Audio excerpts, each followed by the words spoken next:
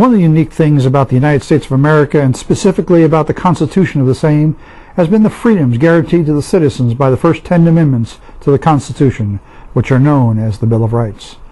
Of all these, the most well-known and the most controversial has been the First Amendment, which guarantees the freedom of religion, expression, the press, and the right for peaceful assembly.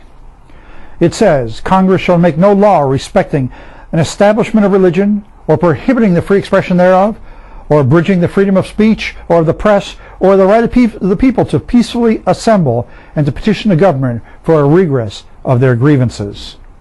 Since our country is made of people of diverse backgrounds, ethnic roots, ideologies, and religions, the balance between the rights of one group and the rights of another group sometimes collide. Anyone who expresses a strongly held opinion, fact, or truth from one ideological camp is sure to offend people of the opposite camp. Accordingly, the First Amendment says that this is our most closely held civil right.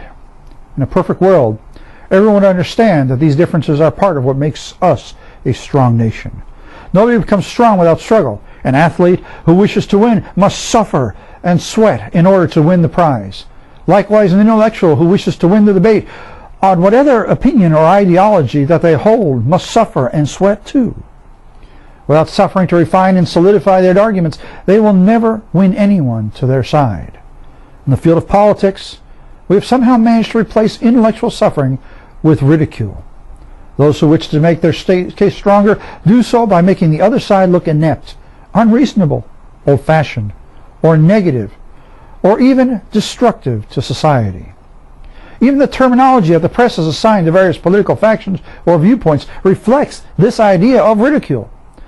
Those with a right-wing political stance are called radical conservatives, while those on the left are progressive liberals. While the term progressive liberals at least makes sense, radical conservative is a true oxymoron. Conservatism, by its very nature, is the antithesis of radical. The danger in this manner of expression is that as people encounter these two terms in the press, one comes across as very positive, while the other carries a clear negative connotation. Unfortunately, these terms stick in people's heads and affect the way they interpret the viewpoints expressed by the opposing factions. In such cases, the politically correct viewpoint comes out on top. At the time that our Constitution was drafted, the politically correct viewpoint was the Judeo-Christian ethic found in the Holy Bible. Of the 56 signers of the Declaration of Independence, only 2 were not practicing Christians. Somehow, in the liberal desire to separate church and state, that historical fact has been brushed under the carpet. However, in more recent times, the Judeo-Christian ethic has been replaced by the liberal ethic. Liberalism, by definition, seeks freedom from tradition and authority, defining truth, ethics, and morality as ever-changing terms adapted to suit the times. What is true today may not be true tomorrow, depending on what science decides is truth. Morality and ethics are constantly adapted to suit prevailing ideas and ideologies. One of the ways that liberalism is seeking to assert its control over our society is by gradually chipping away at the rights of conservatives to express their opinions. To the liberals, it may not seem that way. They are only working to make things fair. But to those whose rights are being restricted in favor of other people's rights, each tiny change is a major blow against our freedom. I recently encountered a posting on Facebook by a liberal which stated, "Preachers should not be allowed to use their position to state their political beliefs." This was stated as a reaction to a preacher who had spoken out against a prevailing liberal point of view. First of all, let me state that if it wasn't for preachers, this person would not even have the right to make that statement.